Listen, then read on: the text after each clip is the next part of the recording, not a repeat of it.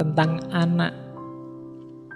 Anakmu bukanlah milikmu. Mereka putra-putri sang hidup yang rindu pada diri sendiri. Lewat engkau, mereka lahir, namun tidak dari engkau. Mereka ada padamu, tapi bukan hakmu. Catatan pertama, anak-anak kita, tanda petik ya, anak itu bisa anak lahiriah, ya anak beneran. Boleh kamu tafsirkan murid, boleh kamu tafsirkan orang yang ada di bawahmu yang harus kamu bimbing. Jadi awalnya memang anak-anak lahiriah, yaitu memang dari kita sih, kita yang melahirkan, kita yang bikin mereka hadir di dunia. Tapi bukan kita yang menentukan kehadirannya, mereka cuma lewat kita. Maka bahasa Indonesia yang ada istilah bikin anak itu menyesatkan. Tidak bisa orang bikin anak. Siapa berani menjamin kamu misalnya besok punya istri, punya suami, berhubungan terus, ayo kita bikin anak? Tidak bisa. Yang bisa menentukan kamu hamil apa enggak kan bukan dirimu. Kamu isoke kan cuma main gitu aja. Hasilnya kan tidak tergantung dirimu. Secanggih-canggihnya sains tidak bisa bikin anak. Oh sekarang kan bisa Pak, bayi tabung, bisa inseminasi buatan. Itu toh tidak 100%. Bayi tabung ya iso gagal, inseminasi buatan bisa gagal. Kita tidak bisa bikin anak. Bayi tabung itu kan cuma mengkat prosesnya, mempertemukan telur sama sperma di luar itu. Jadi olahraganya tidak ada tapi langsung jadi. Prosesnya kan sama. Itu kan juga tidak jaminan juga. Seandainya jadi, berarti kan bukan kita penentunya. Kita cuma kelewatan. Kita cuma dititipi. Biar anak ini hadir, maka dia bukan milik kita, bukan hak kita. Itu rumus pertama. Jadi, terus kalau bukan hak kita, kenapa? Berikan mereka kasih sayangmu, tapi jangan paksakan bentuk pikiranmu. Sebab pada mereka ada alam pikiran tersendiri. Patut kau berikan rumah untuk raganya, tapi tidak untuk jiwanya. Sebab jiwa mereka adalah penghuni rumah masa depan yang tiada dapat kau kunjungi sekalipun dalam impian.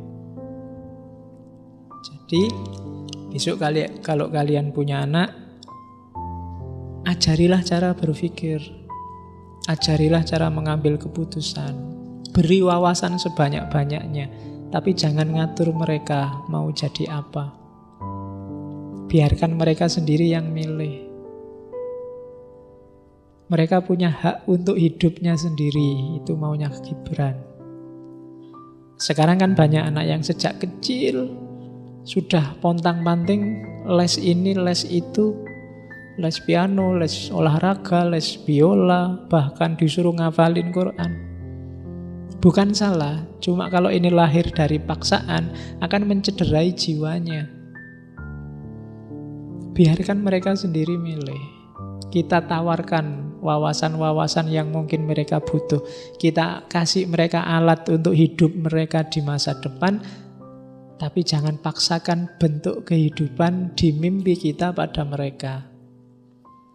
Jadi tidak ada cita-cita warisan.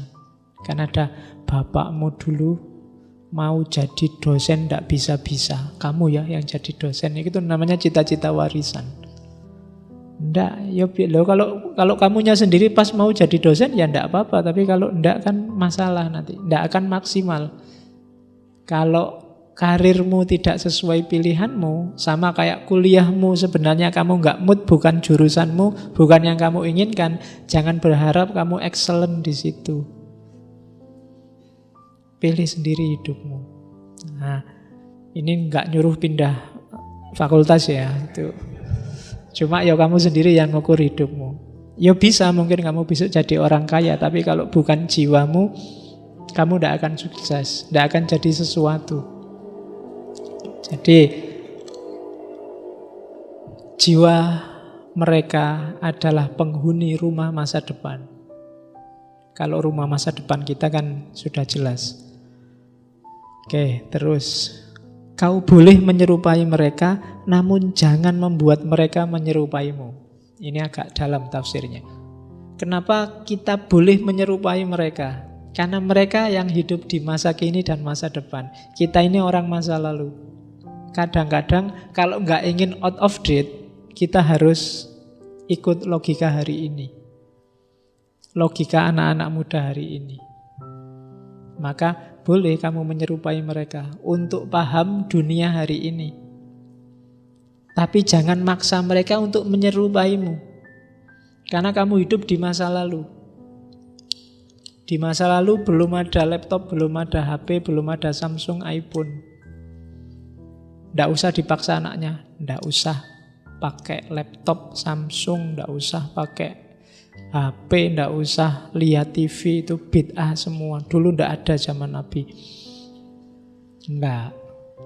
Jadi logika zaman, ya selain yang dogmatis, logika zaman dia punya alurnya sendiri. Kalau nggak ingin ketinggalan, ikuti logika hari ini. Maka kamu boleh menyerupai mereka. Oh, kalau nggak ngikuti logika hari ini, mungkin kita ndak bisa loh ngatasi. Cara ngomongnya aja anak SMP hari ini itu mungkin kamu tidak paham. Artis idolanya siapa? Kemudian yang dilihat di internet itu apa saja? Gaya ngomongnya, wah, kamu mau coba SMS ya anak SMP itu, singkatan-singkatannya, oh pening kamu mesti. Ngalang-ngalai sing mahasiswa. Nulis nanti aja NNT, KT, KTM, DMN, YACH, ini macamnya susah. Ya kan? Jadi wes ikuti logika hari ini. Itu maunya Gibran. Karena kalau enggak, kamu enggak akan bisa ngontrol mereka. Mereka akan lepas. Maka kau boleh menyerupai mereka, namun jangan membuat mereka menyerupaimu. Sebab kehidupan tidak pernah berjalan mundur, pun tidak tenggelam di masa lampau. Kaulah busur dan anak-anakmu panah, anak panah yang meluncur.